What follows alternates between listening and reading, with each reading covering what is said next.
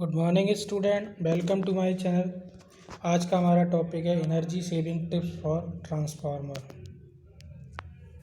पिछले 10 वर्षों में बिजली के ट्रांसफार्मरों की निगरानी और मूल्यांकन में ज़बरदस्त वृद्धि हुई, क्योंकि बड़ी संख्या में ट्रांसफार्मर अपने प्रभावी परिचालन जीवन के अंत में तेज़ी से आ रहे हैं।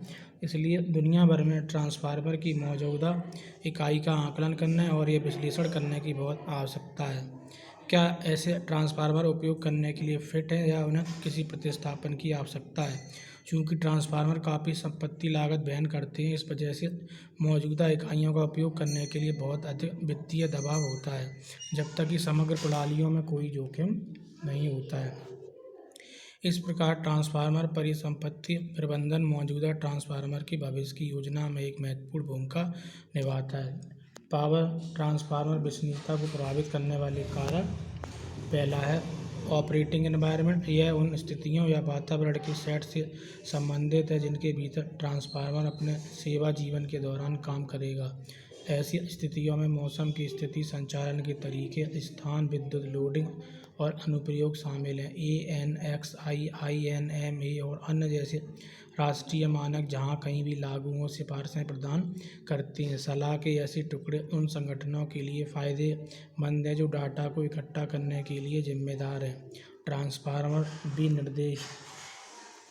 प्रत्येक ऑपरेटिंग सिस्टम परिस्थितियों का एक पूरा विवरण होना चाहिए जो ट्रांसफार्मर को प्रभावित करता है। इसके अतिरिक्त ट्रांसफार्मर के कामकाज और बाधाओं को निर्दिष्ट किया जाना चाहिए। Transformer design. उपरोक्त सभी विनिर्देश विनिर्माण इकाइयों द्वारा डिजाइन मापदंडों में परिवर्तित किए जाते हैं। डिजाइन इंजीनियर को विनिर्देशों के अनुसार सभी आवश्यक जानकारी एकत्र करनी चाहिए और पहले से सब कुछ स्पष्ट करना चाहिए। इसके अलावा सभी पर्यावरणीय परिस्थितियों को डिजाइन में संबंधित और विचार किया जाना चाहिए। विनिर्माण प्रक्रियाएं।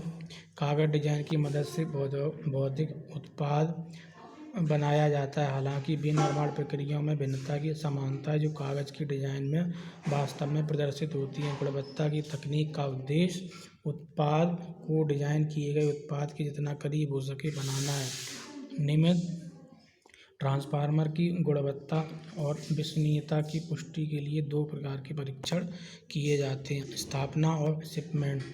ट्रांसफार्मर का शिपमेंट रेल या सड़कों द्वारा किया जाता है। ट्रांसफार्मर की सवारी के इतिहास की निगरानी की जाती है ताकि उत्पादक की जांच और उसे नुकसान पहुंचाया जा सके। एक इफेक्ट रिकॉर्डर 3 एक्सिस मूवमेंट यानी क्षैतिज गति, वर्टिकल मूवमेंट और साइड टू साइड मूवमेंट को ट्रैक करेगा।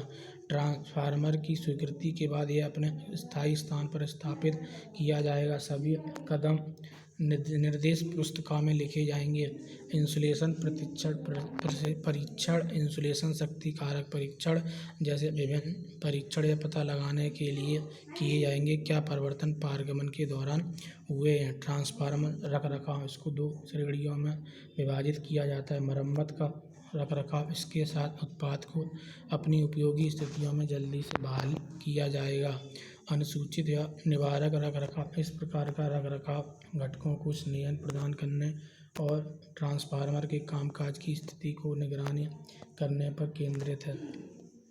ट्रांसफार्मर का कार्य रखरखाव का कार्य ट्रांसफार्मर को लंबा जीवन देना है। यह दोनों निर्माताओं और उपयोगकर्ताओं की जवाबदेही है कि क्या ट्रांसफार्मर ठीक से निर्दिष्ट, निर्मित और स्थापित और रखरखाव किए गए हैं।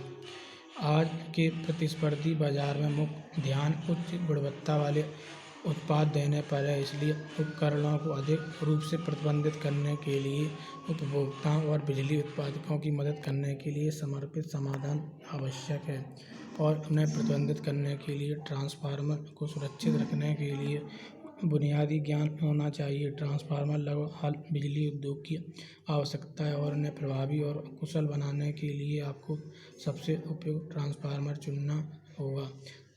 तो ये हमारा आज का टॉपिक था energy saving tips for transformer, और आगे आपको नोटिफिकेशन मिलता रहे इसके लिए हमारे चैनल को सब्सक्राइब करें। धन्यवाद।